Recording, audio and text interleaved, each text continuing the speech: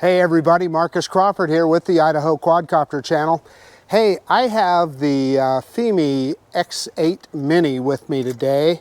And if you guys have been following my videos, you know that I've struggled with connections with this guy, losing FPV, even losing the control connection from time to time. So what I'm going to focus on here today is seeing what differences we can make to possibly improve that. Now, typically I fly with everything on my phone, cellular data, Wi-Fi, Bluetooth, everything on. A number of you have told me, hey, you need to shut that stuff off to get a good connection. Now, my argument would be, when I fly my DJI Mini, I don't have to shut all that stuff off. So if I have to shut it off to get a successful flight with this guy, hey, that's in favor of DJI, right? But at the end of the day, what you want to do is have a successful flight. So I want to experiment around with that stuff and see what we can do. So let's take this little guy in the air, and we're going to try just a normal flight. Again, I'm going to leave everything on, Wi-Fi, wireless, Bluetooth, all of that. And we're going to fly around Heroes Park here. It's where I'm at. A little bit of a windy day. It's kind of in the 80s today, summer day. So let's see how this guy does, and I suspect we'll see some of the same Wi-Fi interference that I've seen in the past, or I don't know if it's Wi-Fi interference, whatever it is, that I lose FPV on it. And then we'll bring it back and we'll shut some of that stuff off and we'll try again and see what kind of success or lack thereof that we have. So let's quit messing around. Let's get this bird in the air and let's just see how it does. So when I fired up the drone, I noticed there was another firmware update, and it states here that it is to resolve the gimbal downward issue in forward flight. Well, so I'd say that's that gimbal pitch shift that we've all seen. So I thought I would get it downloaded for this flight as well. So it upgraded us to flight control firmware number 1011A. Okay, let's enter the device and see if we can install that update. So instead of hitting this, I'm going to ignore there, and I'm going to go into the file where it tells us, bottom 3 dots, firmware update. And it says, yeah, we're on 1010B, and we're going to go ahead and update. And it started updating, and we'll see what we end up with. Okay, we ended up with flight control 1011A. So we'll check that gimbal drop or gimbal pitch shift or gimbal flop or whatever you want to call it. And anyway, so let's get back into what we're doing here. We're going to shoot in 4K 30, and let's start recording now. But like I said, main thing we're testing here is our connection. So I've got my iPhone, I've got everything on. I've got wireless on, Bluetooth, and GPS. And I see already I got a little bit, I went into the yellow on the FPV connection. So just standing here before we even take off. So let's take off.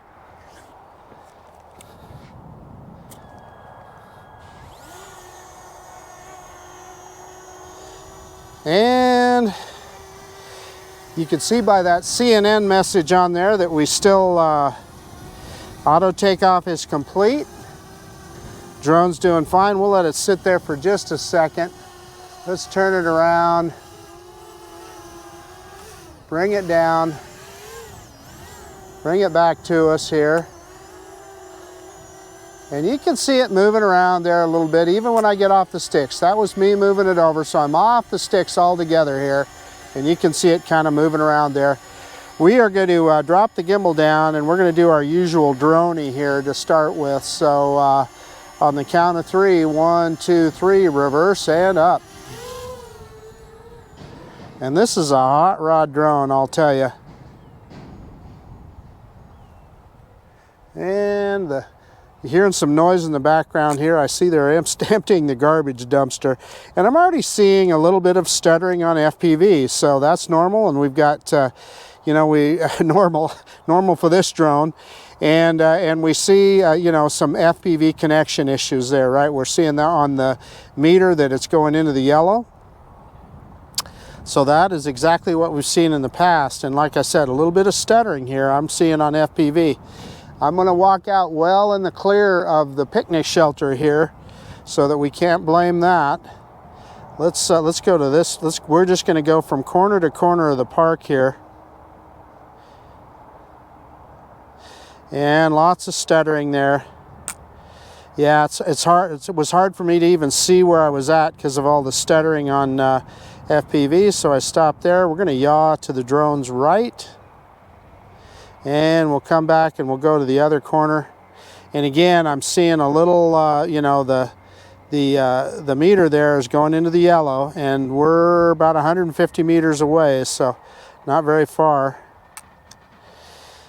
And yeah, still it's you know, stuttering again there on the FPV. Yeah, there we lost it altogether, blanked out altogether there for a second. Full stick forward, and we're going to go to the other corner here.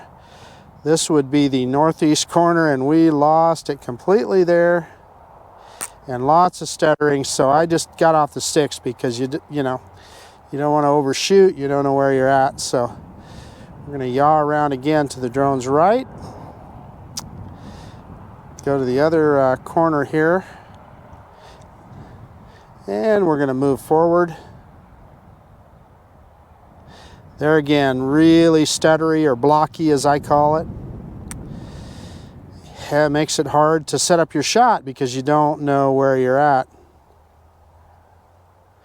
I'd say the good news is we're in normal mode here, and I haven't seen any gimbal pitch shift.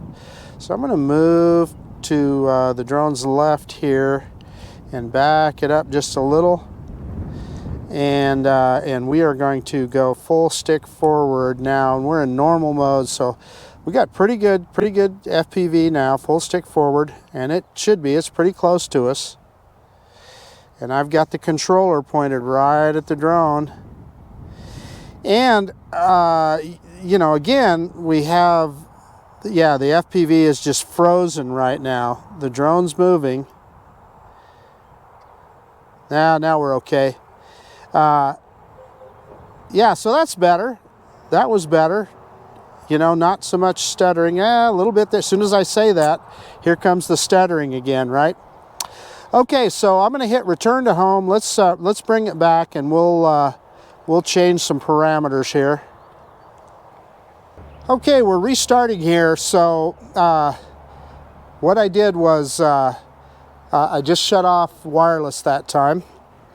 Yeah, it just took it a second to connect there. So let's go ahead and start recording again. And again, this time it's just wireless off.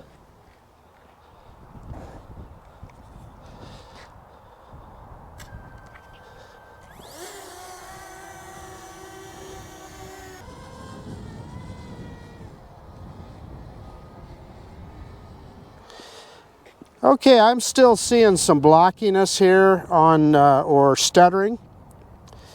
So let's move it over. Whoop, yeah, and we're still seeing, on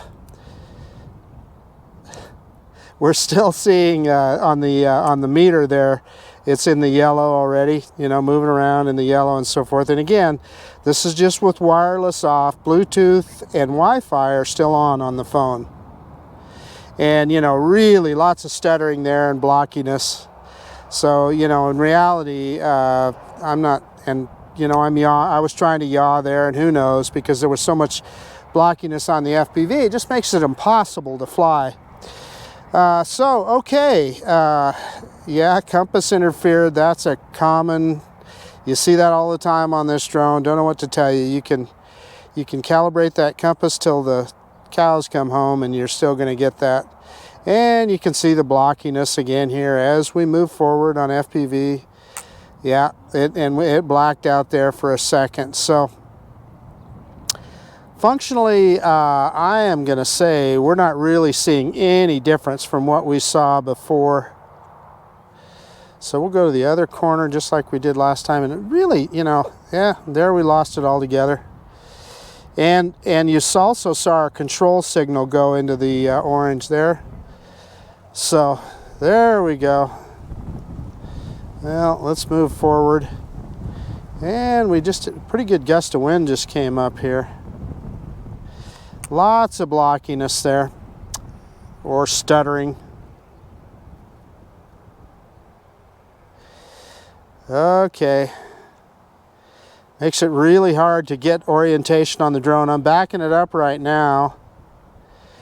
And we're going to go full stick forward. And I did see a little bit of a gimbal drop there on reverse when I let go of the stick, but not much. Very tiny. Okay, let's go full stick forward now. And yeah, I mean, it's really, really stuttering. And you can see the signal strength meter. So clearly it has nothing to do with wireless being on or off. Okay, we've proved our point there. I'm going to do another return to home, and I'm going to see if I can get a better precision landing this time. And then we're going to turn off both wireless and Bluetooth for this next test and see what happens. Okay, we cycled the drone and the controller, and I turned both Wi-Fi and Bluetooth off. Let's see if this makes a difference.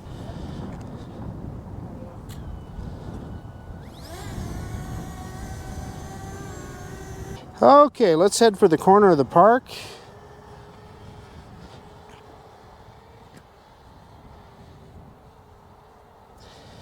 And you know what? Well, no, I mean, I can tell you that it's a little smoother. There's a little bit of stuttering there. Yeah, there we got a little gimbal drop too. Little, just very tiny, but a little bit of gimbal pitch shift.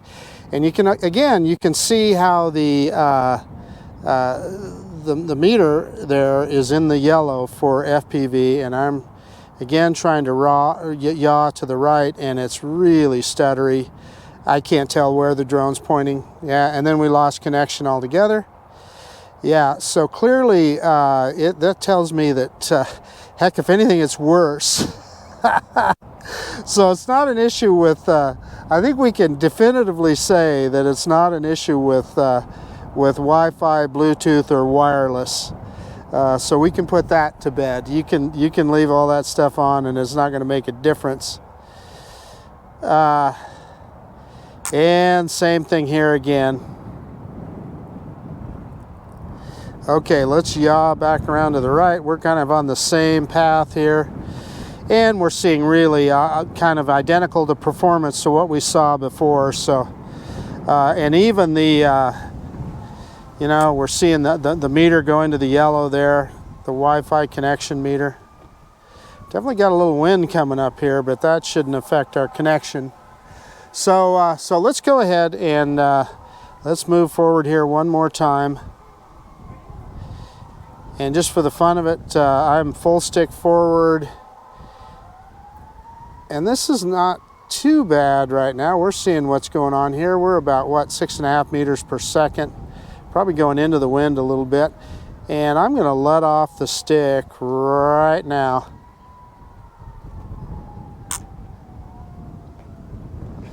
Okay, let off the stick, and yeah, I mean, just about the same. So I'm going to just, I'm not even going to mess with return to home this time.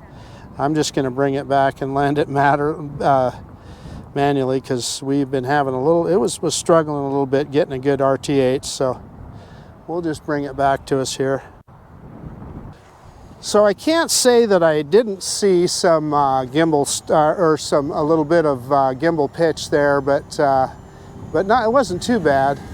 And again, it's pretty windy here today too, so I'm just going to land this thing on the concrete, then try and land it on that pad. So you guys won't see it on camera.